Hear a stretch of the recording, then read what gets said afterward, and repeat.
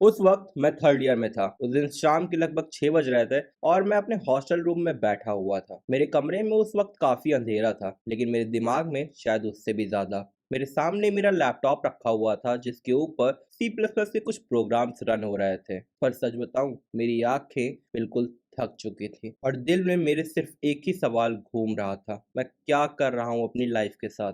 No doubt assignment हो रहे थे, एग्जाम क्लियर हो रहे थे, CGPA भी ठीक ठाक आ रहा था, पर अंदर से कहीं ना कहीं खाली खाली सा लगता था।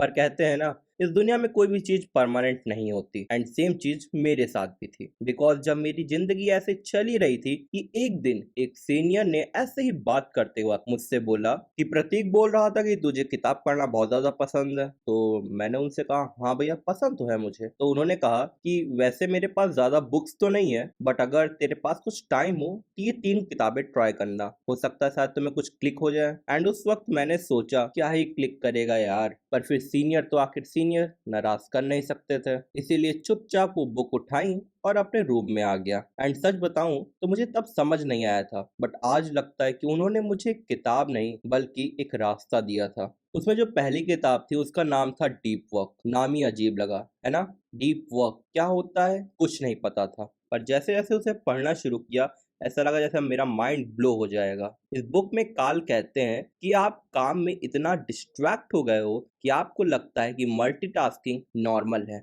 एंड इस लाइन को समझने के बाद मुझे समझ आया क्यों आखिर मैं लाइब्रेरी में 2-2 घंटे तक बैठा रहता हूँ बट आधे घंटे का भी काम नहीं होता। कभी व्हाट्सएप, कभी यूट्यूब, कभी कोडिंग और कभी बस ब्लैंक स्टेयर, चुपचाप बैठकर बस छत को निहारा करता था। पर अब मुझे अपनी प्रॉब्लम समझ आ गई थी, तो अब टाइम था इसे सुधारने का। एंड इसके लिए मैंने कुछ बस सिंपल से स्टेप्स लिए। मैंने अपने फोन को बंद किया और साइड में रखा, एक किताब उठाई और एक टाइमर उठाया और खुद से वादा किया कि सिर्फ 1 घंटे अपने सिर्फ एक काम को दूंगा। एंड सच कहूं तो पहले के 3 दिन तो ऐसा लगा जैसे कोई जंग लड़ रहा हूं, पर 5वें दिन से ही मैं बिना डिस्ट्रैक्ट हुए 2 घंटे तक बैठ पा रहा था। एंड तब पहली बार मुझे समझ आया कि फोकस करना भी एक टैलेंट होता है, एंड ये टैलेंट ट्रेन किया जा सकता है। एंड उस दिन से मुझे कोई भी चीज बोरिंग नहीं लगती, बिकॉज मुझे कंट्रोल मिल गया था, डिस्ट्रैक्शन का नहीं बल्कि अपनी अटेंशन का। जो दूसरी किताब मैंने पढ़ी उसका नाम था so good they can't ignore you, और भाई ये तो माइंड ब्लोइंग था। मैं पहले सोचता था शायद कोडिंग मेरा पैशन नहीं है, शायद मुझे यूट्यूबर बनना चाहिए, शायद MBA कर लूं।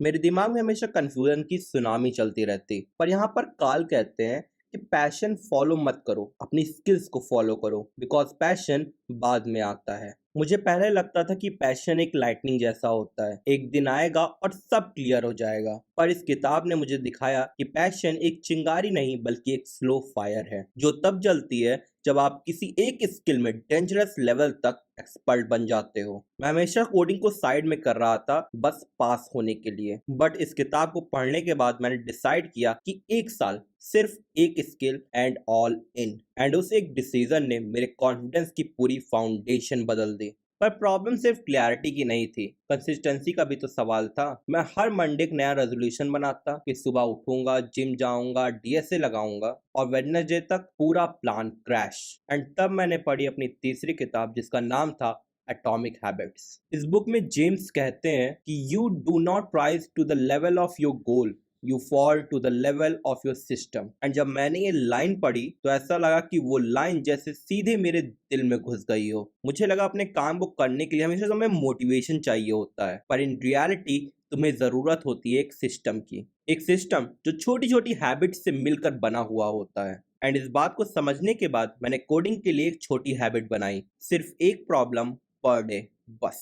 कोई प्रेशर नहीं, कोई डेडलाइन नहीं, सिर्फ मुझे अपने इस बनाए हुए सिस्टम को हर दिन रिपीट करना था। 30 दिन तक एक भी दिन स्किप नहीं किया। एंड अपनी इस प्रोग्रेस को हर दिन मैं अपने सोशल मीडिया पर डाला करता था, जिससे कारण वो छोटी सी मेरी आदत आज मेरी आइडेंटिटी बन गई है। एंड आज मैं वो बंदा हूँ जो अपनी छोटी सी छोटी जीत को भी इंजॉय करता है। सो औरों के लिए तो बस ये 3 किताबें थी, बट मेरे लिए ये कुछ और ही था। उन्होंने मुझे सिर्फ नॉलेज नहीं दिया बल्कि उन्होंने मुझे मेरा वर्जन 2.0 बना दिया। एंड सच कहूं, अगर आप भी उस डार्क हॉस्टल रूम वाले फेज में हो जहां सब कुछ होने के बाद भी कुछ नहीं लगता, तो ये 3 किताबें शायद आपका भी रास्ता बदल सकती हैं। डीप वर्क जो आपको फोकस का मैजिक सिखाती है। So good they can't ignore you आपको क्लियरिटी का एक पाथ देती है। एंड एटॉमिक हैबिट्स जहाँ तुम कंसिस्टेंसी का असली मतलब समझते हो। और एक बात समझ लो मेरे दोस्त, जिंदगी केवल एक बार मिलती है एंड बीटेक के ये 4 साल ये सिर्फ डिग्री पाने के लिए नहीं बल्कि अपने नए वर्जन्स को बनाने के लिए होती है। अगर मेरी ये कहानी तुम्हारे दिल को टच करे तो बस एक काम करना, एक बुक उठाना, बस एक, और शुरू हो जाना। बिकॉज हो सकता है कि आपकी अगली कहानी उस बुक के अगले पेज में हो। मैं हूँ क्षितिज एंड ये थी मेरी बीटेक की बुक की एक छोटी सी कहानी जो बुक्स की हेल्प से अपने आप को दोबारा लिखने लगा। तो अब टाइम हो चुका है मेरे जाने का, पर जाने से पहले मेरी आपसे बस यही एक रिक्वेस्ट है कि मेरी इस वीडियो को लाइक करना और इस चैनल को सब्सक्राइब करना मत भूलना ताकि आप फ्यूचर में आने वाली वीडियोस को मिस ना कर सको।